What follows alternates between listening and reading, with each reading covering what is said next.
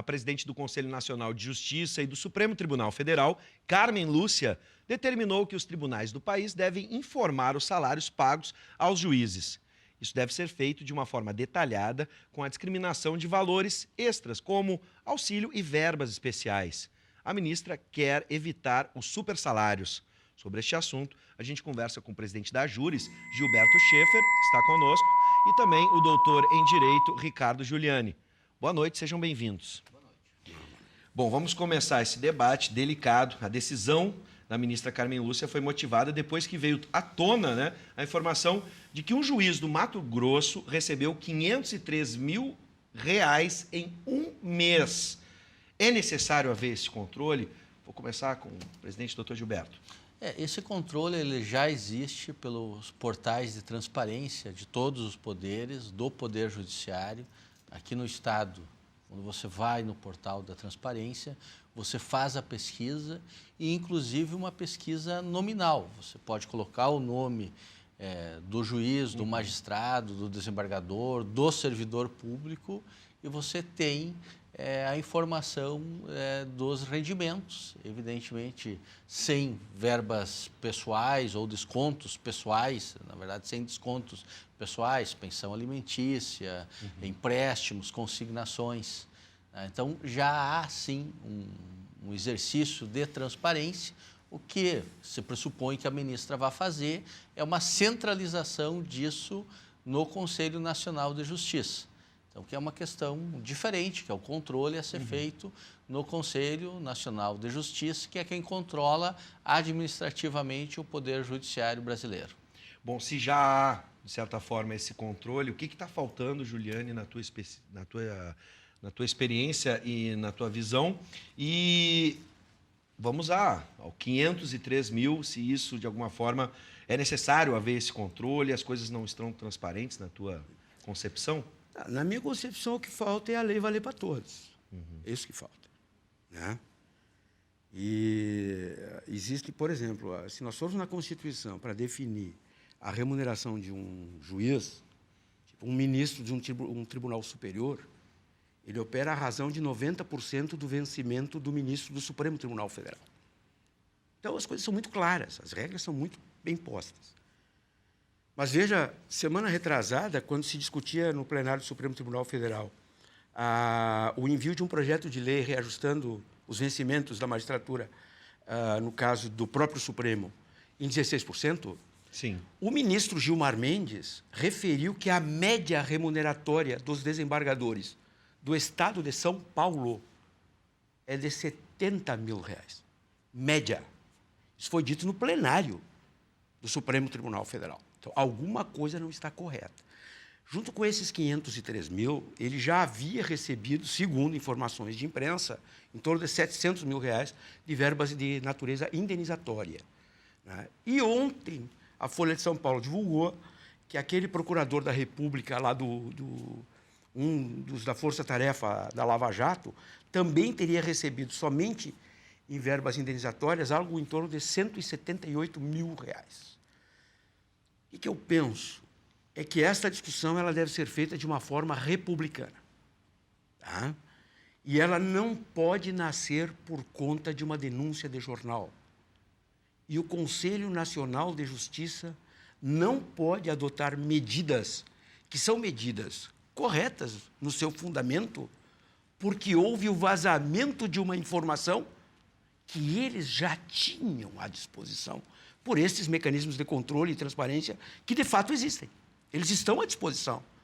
O que não pode acontecer é a institucionalidade brasileira se mexer a partir das manchetes de jornal, porque a próxima manchete vai apagar esta anterior, e assim tem sido. E as notícias, por exemplo, a questão existem situações que são absolutamente cômicas. O presidente do Tribunal de Justiça de São Paulo, ele fez uma reclamação terrível há 2 anos atrás, sobre o problema remuneratório dos juízes. Ele não podia mais ir a Miami comprar ternos. Então, essas questões, elas não podem ficar neste mundo, que é o mundo do episódio, que vira a caricatura, e não nos permite fazer uma discussão sobre o Estado brasileiro, a sua institucionalidade e a sua relação, por exemplo, com a sua estrutura judiciária, que envolve juízes, procuradores, promotores, etc. e tal. Então, eu acho que este é o problema desta medida adotada pelo CNJ. Ela responde ao jornal, mas ela não responde, por exemplo, o que ela assistiu no plenário do Supremo Tribunal Federal, um ministro da Corte dizer que a média remuneratória dos desembargadores de São Paulo é de R$70 mil. Agora, bom, por favor. Eu tenho minhas dúvidas, primeiro, quanto a essa veracidade dessa informação. Nós estamos todos vinculados ao teto, evidente que o teto hoje remuneratório é o teto do ministro do Supremo Tribunal Federal, em torno de 33 mil, mais alguns valores que não estão incluídos dentro desse teto. E, eventualmente, existe pagamentos em tribunais de valores devidos, mas que são valores atrasados. Sim. Bom, então tem que haver a devida justificação, mas, eventualmente, existem casos de não pagamento de remuneração por parte do Estado aos magistrados. Doutor Gilberto, era justamente isso que eu queria perguntar. Além dos salários, quais são as verbas indenizatórias, os acúmulos e auxílios que os juízes podem receber? Só antes da resposta, a gente tem uma informação, vamos colocar na tela, está acontecendo aqui na Freeway um congestionamento muito grande. O que está acontecendo, Guilherme? Pode me ajudar? É um incêndio... Tá, Então, vamos lá. Então, está provocando congestionamento por um incêndio próximo ali à Avenida da Legalidade com a Ponte do Guaíba e acaba trancando o trânsito. Então, você que está nos assistindo, se estiver aqui para a região metropolitana, espera um pouquinho. Já está lá na arena o congestionamento. Mas voltando então, doutor Gilberto, além dos salários, né, verbas indenizatórias, acúmulos e auxílios, o que o juiz pode receber? Você tem a estrutura dos subsídios, né, que, como foi dito, você começa desde o ministro do Supremo Tribunal Federal, aí você faz o escalonamento no STJ de 95% e aqui no Tribunal de Justiça de 95% do ministro do STJ. A partir daí você tem aqui no estado do Rio Grande do Sul um escalonamento de 10%. Né? Mas o que se ganha mais? Né? O que se ganha diferente disso que não conta? Bom, férias. Né? Então, quando você antecipa as férias e muitas vezes olha lá, naquele mês o magistrado recebeu mais. Bom, ele retirou férias. Sim. 1/3 de férias, obviamente, recebe por isso. Auxílio moradia, tá? Auxílio alimentação aqui no estado do Rio Grande do Sul. Em geral, são essas e alguma outra gratificação que vai ficar dentro desse teto. Passou o teto, substituiu, né, uma vara, você fica limitado ao valor do teto de 33 mil. Então, essas são as verbas que estão na estrutura remuneratória da magistratura. Mas a grande pergunta, Bibas, que nós temos que fazer aqui é se o que nós pagamos para os juízes está de acordo com aquilo que nós esperamos dos juízes e do trabalho que é feito pelo juiz. E eu tenho certeza, e eu tenho muito orgulho de ser representante associativo do Judiciário do Rio Grande do Sul pelo trabalho que a magistratura do Rio Grande do Sul faz e da importância institucional que se tem. Inclusive, do trabalho de toda a magistratura brasileira no que tange a luta contra a corrupção. Eu tenho certeza de que esses valores eles são muito bem devolvidos para a sociedade com todo o trabalho que o judiciário faz. O judiciário, no seu dia a dia, presidindo as audiências, realizando as inúmeras audiências, fazendo um controle da administração pública, mas também tendo esse trabalho que eu acho que é modelar no Brasil, que é o trabalho de combate à corrupção, tá? Que é um trabalho institucionalmente definido. Então, eu acho que nós temos que ter uma remuneração condizente com estas responsabilidades. O nosso subsídio hoje, ele está sem recomposição desde 2015, então isso é importante que se saiba, né? E nós temos que ter essa contrapartida, que é a contrapartida pela responsabilidade do cargo, de quem vai poder se dedicar apenas à magistratura e ao magistério, né? A única exceção, e isso é importante que seja dito. Juliane. Olha, deixa eu só fazer o seguinte para problematizar. Eu pegaria o discurso do Dr. Gilberto, tá? E simplesmente trocaria magistratura por brigadianos. É o mesmo discurso.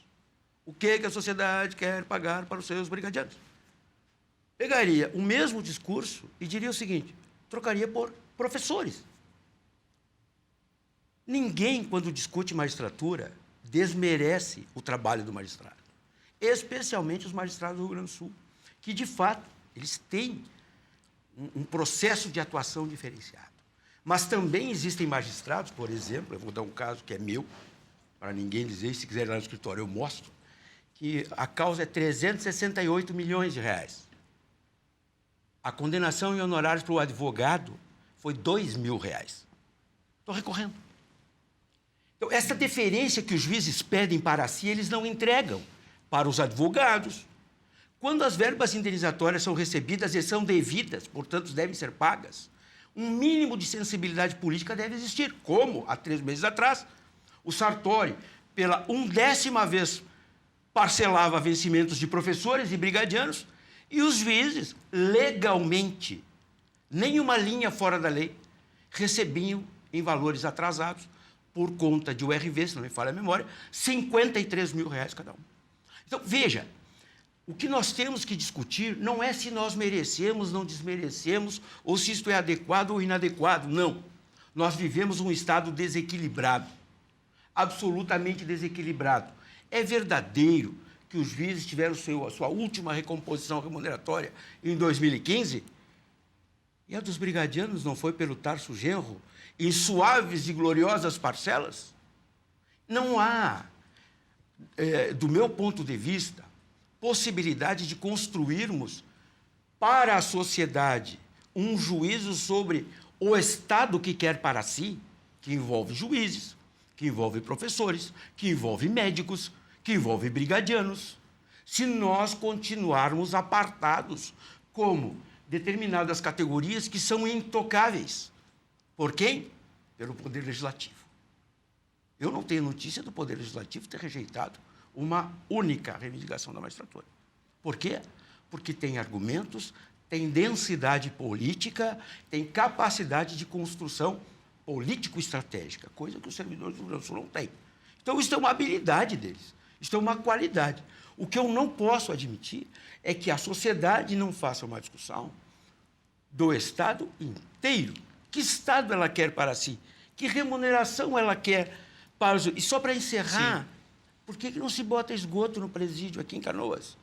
Bom, Então, essas questões eu acho que precisam vir para a mesa. Eu gostaria de continuar nessa discussão, acrescentando, como a gente estava discutindo agora, sobre o reajuste, por exemplo.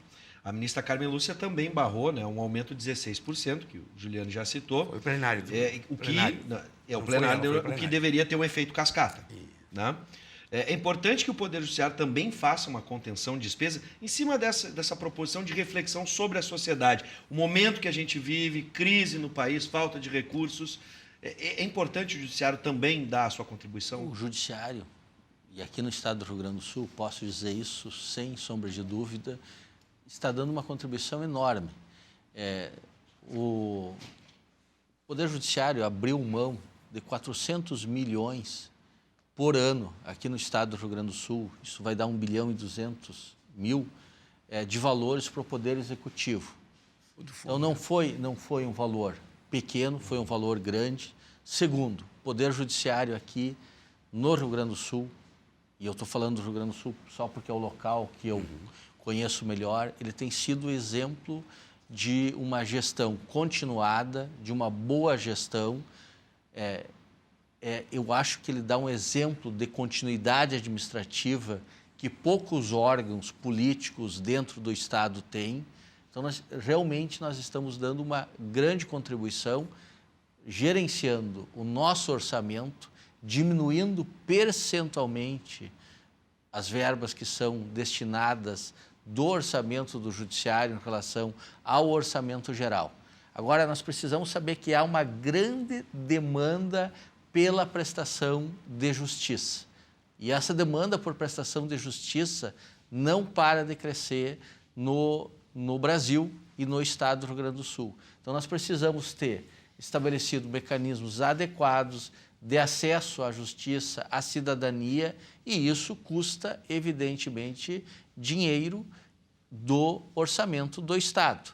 Nós, em grande parte, hoje, nós já temos um bom contingente que é financiado pelas taxas judiciais, e não é pouco, cerca de 30% do nosso orçamento. Então, esse é o quadro. É um quadro, sim, de uma estrutura administrativa adequada, com continuidade administrativa e com bom uso do dinheiro público, porque é isso que nós precisamos. Agora, eu quero chamar a atenção para um aspecto. É interessante que eu tenho notado, e eu quero que o telespectador também ajude a pensar isso, todo esse peso que há em cima do judiciário nesse momento. E a minha opinião é que isso não é de graça, que há interesse político por trás disso, interesse político em desmoralizar o poder judiciário. E é isso que nós temos que ter cuidado. É evidente que as verbas todas, inclusive de caráter indenizatório, que há e o Estado é devedor, evidente que não é devedor só dos juízes, é também devedor muitas vezes do servidor, que infelizmente é obrigado muitas vezes a ir à justiça para buscar isso, mas esses valores também têm que ser pagos para todos, né? Então, esse é o grau de reflexão. Sim. A justificativa daquele Estado, dessa verba, é de que houve durante vários anos o não pagamento de uma verba porque o magistrado estava trabalhando numa instância superior. Bom, você pode participar da nossa conversa pelo 99588-2374, pelo WhatsApp. Eu vou passar, então, a participação da Bernadette, que manda assim, ó. Poderia o ilustre magistrado explicar, já que fala na relevância do trabalho do juiz, por que a maioria dos despachos é feito pela assessoria e até por estagiários? Estes são os mesmos assessores estagiários que resolvem se o juiz vai receber ou não um advogado que precisa lhe falar sobre um processo. É o comentário da Bernadette. Eu quero Isso daria um programa, né? Daria um programa, mas acho que vale a eu pena. quero só perder essa reflexão, já que o senhor propôs, doutor Gilberto, nas questões políticas. A gente já discutiu aqui, inclusive com a presença do Giuliani, o protagonismo do judiciário, que tomou nos últimos anos, né, uma relevância muito grande em decisões políticas do Brasil. Isso não seria um reflexo também disso? Né, na sua opinião, por exemplo, esse questionamento que o senhor diz que tem interesses políticos por trás, não estaria sendo um reflexo, um efeito colateral dessa participação e protagonismo do judiciário? Sem sombra de dúvida, né? Eu acho que quando você entra mais na seara pública e quando você se torna protagonista, você atrai críticas dentro, inclusive, do jogo político, né? Agora, aí nós vamos ter que debater se havia necessidade ou não, Sim. se há poderes para isso ou não. Claro. Eu acho que, em geral, a resposta é positiva. O judiciário, de modo geral, entrou numa seara, num chamado ativismo, né? Isso. Esse é o termo que a academia está cunhando, é um termo também que não é exato, mas entrou fortificando alguns direitos fundamentais. Sim. Eu poderia mencionar aqui uma ação que eu acho importantíssima, que é a equiparação dos relacionamentos homossexuais com heterossexuais. Ontem ainda teve uma decisão então, assim. Então, E só rapidamente sobre a pergunta da Bernadette, está sobrecarregado o judiciário e acaba repassando funções? Eu acho que hoje todas as funções, e isso é uma característica não só da magistratura, necessitam de auxílio, né? Auxílio de assessores, auxílio de estagiários, e eu também sei de vários advogados, Giuliani. É que eu queria convidar os juízes para passar uma semana comigo no escritório, para ver o que é chegar no judiciário a partir dos novos sistemas. Eu acho que é importante mencionar que também os advogados também têm estagiários, também têm assessores. É que nós pagamos pelos nossos, né, doutor? É diferente. Sim, sim, eu pago máquina, 2 sistemas jurídicos e 3 máquinas para poder ter acesso e um conversar com o outro. Eu não consigo usar a mesma máquina que dialoga com o STJ e a Justiça Federal da máquina que usa do Judiciário. Por quê? Porque o sistema tranca. Por quê? Porque são incompatíveis. Bom, mas eu pago do meu bolso, né? Mas isso é outra questão. E aí eu recebo R$2.000 de honorários. Que vem do sistema federativo. Por isso que eu estou dizendo, nós temos que fazer um debate só para isso. Eu estou disposto a fazer isso. Ver que a questão dos honorários ela é uma questão fundamental e ela, e talvez, Juliane, seja a parte mais regrada do CPC, seja a parte dos honorários. O que às vezes... Se obedecessem... às vezes revela, né, às vezes a injustiça. Diz mas 10 a vezes, 20%, mas aí eles fixam 2 mil. Às vezes também nem sempre os advogados têm razão naquilo que postulam mas a não tem título problema, de honorários. doutor, o que eu quero dizer é o Quem seguinte, vai pagar os honorários é outra parte. Isso. Então, nós Os temos meus que criar... quem paga é o meu cliente, doutor, porque se eu fosse depender de sucumbência de juiz, eu não comia. Então, assim, os meus não tem problema, eu cobro antes. Para eu trabalhar, o cliente me paga. Eu não dependo de sucumbência. O que eu quero dizer é o seguinte, se eu quisesse fazer disputa política com o judiciário, eu não preciso usar argumento nenhum, a não ser falar um nome, Gilmar Mendes. Ninguém mais do que o ministro do Supremo Tribunal Federal denigre a imagem do judiciário brasileiro. Então, eu não precisaria entrar nessa seara, porque se fosse para entrar nessa seara, teríamos muito a conversar. E provavelmente nós teríamos vários pontos de convergência. Claro, lógico. As atitudes. O que eu quero colocar é assim... Justamente o que quer dizer que as atitudes... se você olha, o judiciário é algo imenso.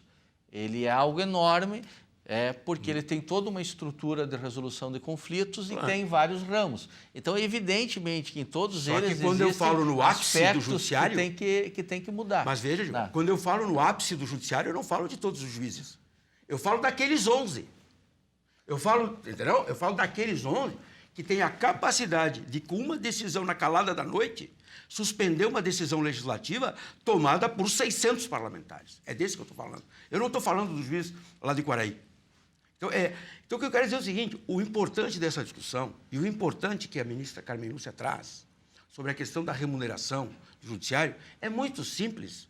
O juiz, ele é um servidor do povo brasileiro e, portanto, ele está submetido aos critérios republicanos. Exato. E ele presta contas. Por e ele isso deve prestar contas. Por isso que nós temos que pensar justamente o que você deseja pagar para os magistrados e qual é a responsabilidade que você quer dar ao juiz. Essa discussão é importante. Por exemplo, a gente está falando da realidade, e o doutor Gilberto falou muito bem, pode responder e representar aqui o Rio Grande do Sul. No Paraná, os jornalistas foram alvos de uma sequência de ações depois que magistrados tiveram seus salários divulgados. Os valores não deveriam ser transparentes. E as ações foram urdidas. O que eu quero chegar com essa pergunta? Por exemplo, a gente tem as participações que estão chegando aqui. Eu acho que a discussão é válida e, por isso, já agradeço a presença do doutor Gilberto em trazer as explicações e também o Juliano em fazer os questionamentos, na medida em que, no começo da nossa conversa, o Juliano falou, as pessoas, às vezes, só vêm pelas manchetes. Né, e não se interessam, mesmo com portais de transparência, em fazer a pesquisa. E geram perguntas como essa. Por exemplo, meu nome é Taylor, sou técnico em eletrotécnica. Por gentileza, pergunta ao doutor presidente da Júri o seguinte, como pode um juiz que ganha um salário base de 70 mil ainda receber ajuda à moradia? Nenhum brasileiro, nenhum trabalhador brasileiro ganha isso. Essas perguntas, esses questionamentos é que a sociedade acaba se fazendo, de certa forma. Veja, eu não sei de onde que o Gilmar Mendes tirou essa informação. Então, realmente ele tem que responder. Sim. Né? A estrutura remuneratória do subsídio é de R$33 mil, mais o auxílio moradia e mais o auxílio alimentação. Mas se eu mudar o número de 70 mil para 33 mil, a cidadania ainda vai ficar impactada. E se eu informar para a cidadania que para exercer o cargo de magistrado, está na lei orgânica da magistratura, que ele tem o dever de residir na comarca em que estiver nomeado, a cidadania vai ficar mais escandalizada ainda. Mas como é que, para eu cumprir aquilo que a lei diz que eu tenho que cumprir, e casualmente sou eu que faço cumprir a lei, tenho que ganhar R$5 mil para isso? Essa é a discussão que a sociedade tem que fazer. No Rio de Janeiro tem auxílio para estudante. Olha o que está o Rio de Janeiro. Agora, eu quero louvar a presença do Gilberto aqui. Sem dúvida.